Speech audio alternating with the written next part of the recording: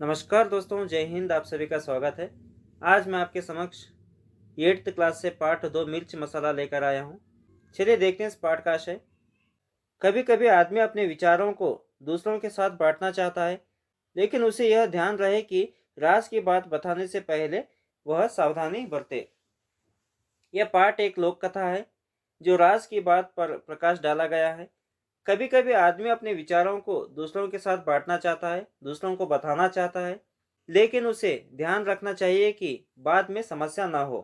कई बार हमारे विचार हमारे लिए खास होते हैं और सभी के साथ उन्हें बांटना, बताना और ठीक नहीं रहता है और उचित नहीं होता है। इसलिए अपनी बातें किसी को बताने से पहले अच्छी तरह से सोच विचार करने के बाद ही उन्हें बताना चाहिए। एक दिन शाम को भोलो आंगन में बैठकर दूध पी रहा था। उसे खांसी आई। दूध का लोटा लुढ़क गया तथा थोड़ा सा दूध मुंह से निकलकर जमीन पर फैल गया। फैले दूध में उसको 2 पंख दिखाई दिए। वह घबरा गया। अपनी पत्नी हीरा को बुलाकर कहा, देखो देखो, तुम किसी से नहीं कहोगी तो मैं तुमसे एक बात बताऊं। कसम से किसी से नहीं कहूंगी, पत्नी बोली। भोलू ने दूध में पंख की बात बता दी। भोलू एक दिन शाम को अपने घर लौटा और आंगन में बैठकर दूध पी रहा था। तभी उसे एकाएक या अचानक उसे खांसी आई, जिससे दूध का लोटा लुढ़क गया और थोड़ा सा दूध मुंह से निकलकर जमीन पर गिर गया। जमीन पर गिरे हुए दूध में उसको 2 पंख दिखाई दिए, जिससे भोलू डर गया। उसने अपनी पत्नी हीरा को यह बताने से पहले उससे वादा कर लेता है। हीरा ने अपने पति से वादा किया कि वह किसी को नहीं बताएगी। हीरा इस बात को पचा ना पाई, उसका पेट फूलने लगा।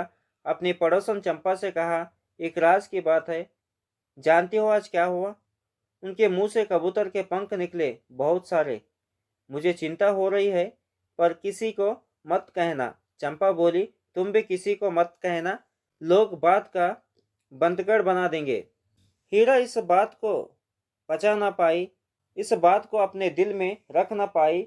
उसने पड़ोसन चंपा को बताया कि भोलू के मुंह से कई कबूतर के पंख निकले, जिससे मुझे चिंता हो रही है। उसने चंपा से कहा कि यह बात किसी को भी नहीं बताना, और चंपा ने यही वादा किया कि मैं किसी को नहीं बताऊंगी और तुम भी किसी को मत बताना। इस बात को किसी को बताते हैं तो वह लोग इस बात को बढ़ा चढ़ाकर बताएंगे। चंपा से रहा न गया। उसे लगा कि अगर यह बात किसी को नहीं कही तो उसका पेट फट जाएगा। अपनी सहेली चमेली को देखते ही उसने सारी बात उगल दी। कहने से पहले चमेली से वादा करवा लिया। चंपा बोली, देखो तो, भोलू जी को आज खांसी आई, उसके मुंह से एक पूरा कबूतर निकला। चमेली को विश्वास नहीं हुआ। कबूतर? कबूतर तो इतना बड़ा पक्षी है, खाया कैसे होगा?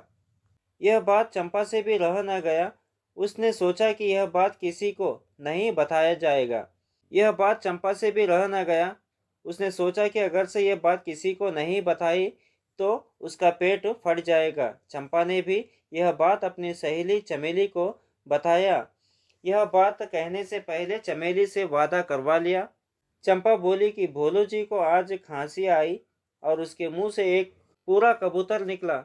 चमेली को विश्वास नहीं हुआ और उसने कहा, पूरा कबूतर? कबूतर तो इतना बड़ा पक्षी है, खाया कैसे होगा? धीरे धीरे यह बात आग की तरह चारों तरफ फैल गई। कुछ ही देर बाद किसी पड़ोसन ने सुना कि भोलू के मुंह से झुंड के झुंड कबूतर, कौवे, गौरवें, मुर्गे आदि निकल आ रहे हैं। गांव में यहाँ तक खबर फैल गई कि कई आकार तथा रंग के पक्षी, विदेश के पक्षी भी भोलू के मुंह से निकल रहे हैं। इन पक्षियों से आकाश भर गया है, राय का पहाड़ बन गया। थोड़ी ही देर बाद किसी पड़ोसन ने सुना कि भोलू के मुंह से कई तरह तरह के पक्षियां निकल रहे हैं, जैसे कबूतर, कौवे, गौरवें, मुर्गे आदि निकल रहे हैं। गांव में यहाँ तक खबर फैल गई कि अनेक प्रकार के रंग बिरंगी पक्षियां, विदेशों के पक्षी भी भोलू के मुंह से निकल रहे हैं और इन पक्षियों से आकाश भर गया है। छोटी सी बात को बड़ा चढ़ाकर प्रस्तुत किया गया। यह चमत्कार देखने के लिए दूर दूर से लोग आने लगे। बेचारा भोलू भयभीत होकर किसी एक पेड़ पर छिप गया। थोड़ी देर बाद लोगों ने उसे ढूंढ निकाला। उसकी घबराहट देखकर लोगों को समझ में आया कि किसी भी रहस्य को बताने से पहले 10 बार सोचना चाहिए। ये चमत्कार देखने के लिए दूर दूर से लोग आने लगे। बेचारा भोलू डर के मारे एक पेड़ पर जाकर छिप जाता है।